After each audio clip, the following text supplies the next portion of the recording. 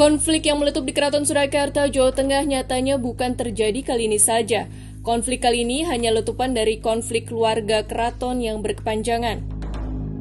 Konflik berawal dari perebutan tahta setelah Raja Keraton Surakarta Pakubuwono PB ke-12 mangkat di usia 79 tahun pada 12 Juni 2004. Kala itu sang raja yang tak memiliki permaisuri tidak menunjuk putra mahkota. Akibatnya ada keturunan PB ke-12 saling klaim sebagai pewaris tahta. Dua kubu saling mendeklarasikan diri sebagai Raja Keraton Surakarta. Mereka adalah Hangabehi yang kala itu didukung kerabat keraton lainnya dan Tejo Wulan.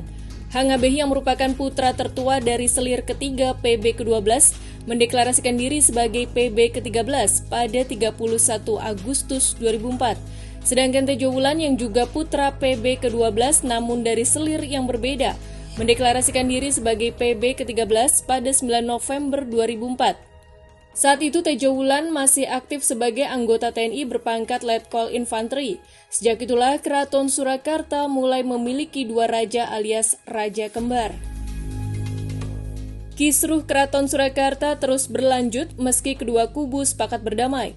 Pada 2012, Wali Kota Surakarta saat itu Joko Widodo dan anggota DPR Muriati Sudibyo mendamaikan dua kubu anak raja di Jakarta.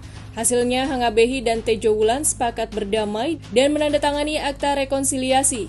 Hangabehi yang merupakan putra tertua PB ke-12 tetap menjadi raja, sedangkan Tejo Wulan menjadi Mahapati dengan gelar KGPH atau Kanjeng Gusti Pangeran Haryo Panembahan Agung.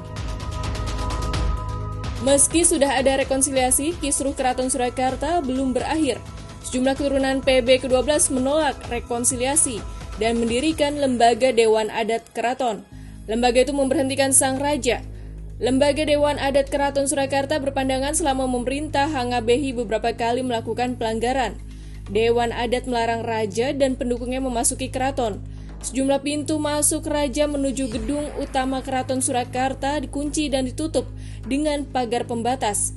Akibatnya PB ke-13 Hangabehi yang sudah bersatu dengan Tejo Wulan tak bisa bertahta di Sasana Sewaka Keraton Surakarta. Lembaga Dewan Adat sendiri didukung oleh GKR Wandasari, GKR Ayu Kusmurtia, GKR Retno Dumilah, GKR Indriah, serta Putri PB ke-13 GKR Timur Rumbai Kusuma Dewayanti dan lainnya.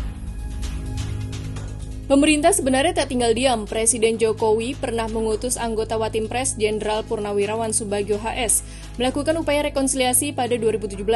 Di atas kertas upaya ini berhasil, namun tetap ada konflik antara pihak keraton dengan Lembaga Dewan Adat Keraton. 4 tahun berselang, konflik kembali mencuat. Pada Februari 2021, dua anggota Lembaga Dewan Adat Keraton, GKR Wandasari dan GKR Timur, terkurung di istana tanpa listrik dan pasokan makanan. Kerabat Keraton Surakarta yang hendak mengirim makanan pun tak bisa lantaran terkunci di luar pagar. Tahun ini konflik berawal saat insiden dugaan pencurian di Keraton Surakarta Sabtu 17 Desember 2022 lalu. Sejumlah kerabat keraton yang tergabung di Lembaga Dewan Adat Keraton Surakarta kembali beraktivitas di area dalam kedaton. Dari peristiwa ini dikabarkan ada dugaan penamparan yang dilakukan oleh GKR Timur Rumbai dan dilaporkan ke Polres Kota Surakarta.